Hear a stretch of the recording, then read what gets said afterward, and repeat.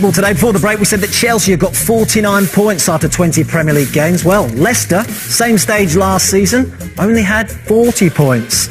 These two teams face each other, don't they, this weekend? So let's talk about that game. Can N'Golo Kante win the title again, Phil? Well, he definitely can win it again. I was laughing to myself yesterday because after the defeat of Spurs, after the run that Chelsea have been on, everyone says, oh, Chelsea are wobbling. They've had one defeat in 14, something ridiculous. So, look, and actually, it's a difficult game, isn't it? It's a difficult game. Look, City have lost there this season. Spurs are in great form. So, Antonio Conte will be hoping it's just a blip, you know. But from what I saw, I just wonder whether other teams that are looking to play against Chelsea now just saw a little bit of a chink in the Chelsea armour. Let's talk about the Chelsea team then. He's brought Nathan Ake back from Bournemouth, who's had an impressive first half of the season with them.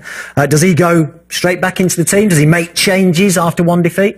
No, I don't think he makes wholesale changes. And I think, you know, in recalling Ake back to the team, I looked at the game against Tottenham, and when they took Marcos Alonso off, they put Pedro to left wing back. So it shows that maybe that is probably the weakest position in terms of understudy on the pitch. You look at the others, you've got Ivanovic, you've got Zuma, you've got John Terry, you've got Fabregas in midfield, Batshuayi, William, John Terry. Yeah. So they've got cover all over the pitch, apart from in this left wing back position. I just wonder, Alonso's played a lot of football. I just wonder whether he's brought Ake back to maybe just give him a little bit of a break. Do you think that's his position though? Because I know that when Chelsea sent him on loan to Bournemouth, they actually wanted him to play as one of these two, Matic or Kante, as a holding midfield player. That's where they envisaged him playing at Bournemouth. That's not been the case. He's playing at the back, centre back. Personally, I think he's probably better in one of these wider centre-half positions, so either Cahill or Azpilicueta makes way rather than out wide. Yeah, I mean, I see him. I see him as a left centre-back. He's left-footed. But I think when you play a three at the back, it's so important that these outside people, Azpilicueta, played full-back, are comfortable defending in wide areas and comfortable on the ball. And you can see with Azpilicueta and with Ake, they both are that. But at the moment, obviously, Cahill will play at the weekend. It's a difficult game, Leicester. Leicester just look like they've just, to me, turned a corner a little bit. And it'll be interesting to see what he does differently, Antonio Conte, because Fabregas has got to come into his equation. So do you think Fabregas will play at Leicester, or do you think he'll stick with Matic and Kante? No, I think he's got to play Fabregas, purely and simply because the last couple of games, I just think that Chelsea have looked a little bit more predictable. A lot of defenders have got around Hazard. They've got around Pedro, stopped the service, and they've just probably allowed Kante and Matic to have the ball a lot more.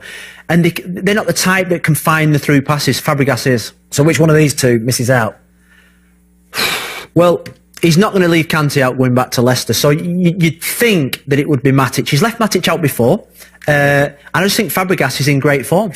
Let's have a look at Fabregas. Let's have him a bit closely and see what he brings to the team then, different to, say, Matic and Kante. Well, you know, with Cesc Fabregas, he came on in the last 15, 20 minutes against Spurs. And influenced the game. He did. He influenced it straight away. I mean, if you think about it, if you think, you know, a Matic or a Kante, they would just be looking to play safe square passes. And yes, this is a safe pass. But he's had a look forward. He's had a look forward first. The ball goes into there. Now.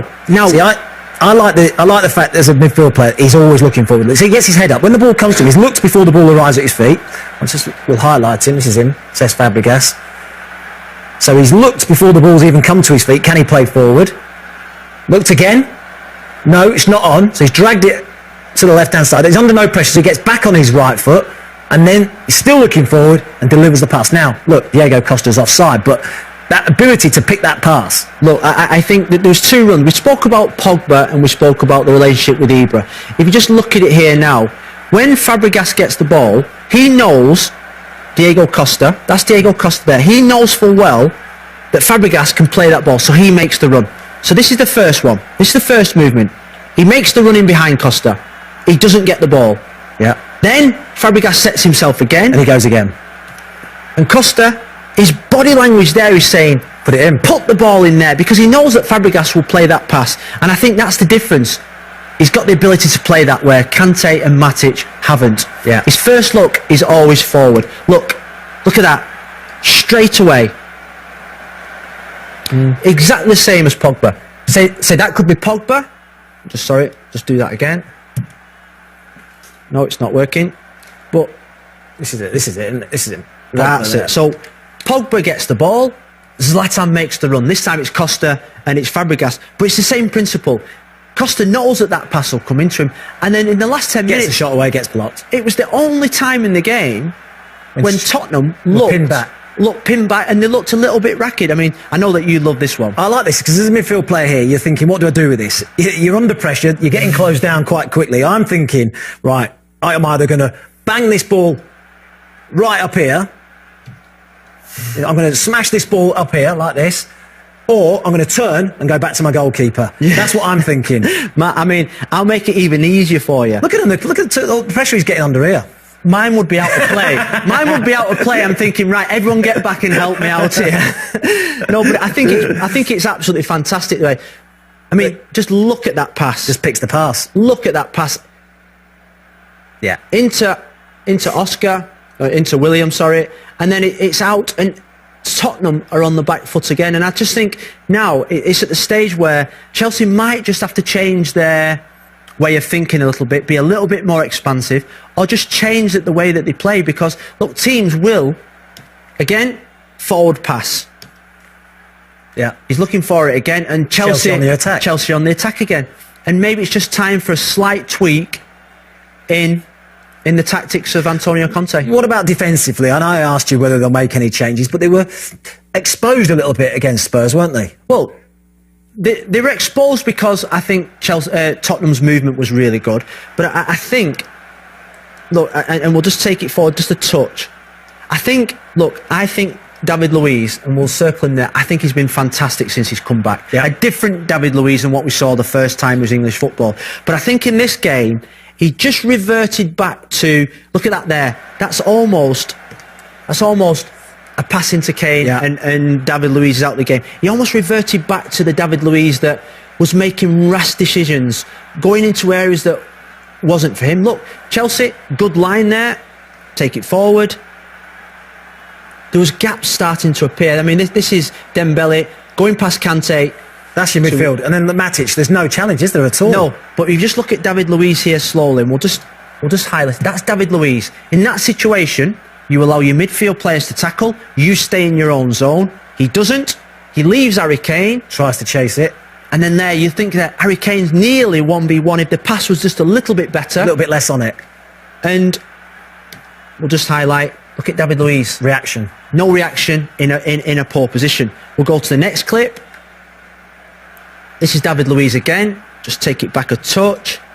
He actually gets bumped a little bit, doesn't he? He does get bumped. By Wanyama. But he should know that Wanyama's there. That's David Luiz there. He knows full well that ball is coming into this area. So he's got to get himself back into that zone. He doesn't. It's Gary Cahill. Look. Switch off on the short one as well. Switch off on the short one. That's David Luiz. He's been bailed out by... Gary Cahill's actually said, we're in trouble here. I've got to cover him. But this was just things that we'd not seen from Chelsea over the last month or two. That little bit of raggedness, a few gaps. Again, David Luiz diving into the header, misses the header. And there was just, I think what it did, it gave a little bit of joy. And I know that Moses, that's Victor Moses there. I mean, he's a wing-back that probably should be back in there. Yeah. And he isn't. He finds himself out of position. Spurs have the ball. It's only now he realises. And look, he does react, but he's too late, isn't he? He does react, but if you just look at the space for Danny Rose to go into there. It's fantastic, and it's impossible for him to get back into that space. Yeah, certainly is. Danny Rose on the attack, and we know how Spurs fullbacks like to attack as well. And then the goals themselves. Oh, I mean, the goal is really interesting because... We've seen him from Dele Alli, haven't we? We've seen how well he's done to get himself into space. But what about Chelsea? Well, I think it was poor defending, because when the ball comes out to Eriksen there... When the ball goes back, you're expecting your back three, aren't you, to get up? Well, try and get up, even if it's a couple of yards. You say, the ball's been moved back, we're going to get up a couple of yards. The back three does come back, and it's David Luiz that is actually making the move. He's the leader in the back four, so he brings them up. The minute that Eriksen gets the ball there now, and they've got to retreat all together. Sorry, that's not working. They've got to retreat together, like Azpilicueta does. Yeah. He goes back there. They go back. Sorry, going the wrong way. So they come up, and now they've got to go back. Yeah, which is as Peliqueta's doing. Moses is doing. David Luiz doesn't drop back in, and what that And now means they're is 3v2. what that means is it's three Tottenham players against 2 Chelsea players, and this is why Dele Alli gets the space. Dele Alli gets the space. Dele Alli gets the free header. Again, this is the second goal, sorry. David Luiz, too far over here. He's got Gary Cahill in front of him that could take that space. It creates too much space in the middle. And to be fair to Spurs, they did this really well. Yeah. They isolated Azpilicueta at the far post, and he scores 2 similar headers from similar distances in similar situations, and you just saw maybe a chink in the armour of the Chelsea defence. He's had 10 days to shoot. He actually was, I don't know, a little bit within himself at that game as well. After the game, his reaction wasn't quite the same, was it, Antonio Conte? He wasn't urging his players on quite as much, but they've had 10 days to dwell on that result. You expect him to get a response against Leicester? They have to get a reaction, because now, I think the Premier League is brilliant now, where now teams say, well, maybe Chelsea won't win as easily on Saturday. Maybe Leicester are the team that's going to win. And that's what happens in English football. As much as you can be in total control of everything, with one performance, one bad result, the whole world changes. And now all of a sudden, Liverpool think they can catch Chelsea. Man City think they can catch Chelsea. The result has given everyone a glimmer of hope, It's a result that the Premier League needed. And what about this one, Leicester-Chelsea then? I think it's a difficult game. I really do. I think it's a Leicester team that have got a little bit of confidence back, and will want to do well against Chelsea. That's one of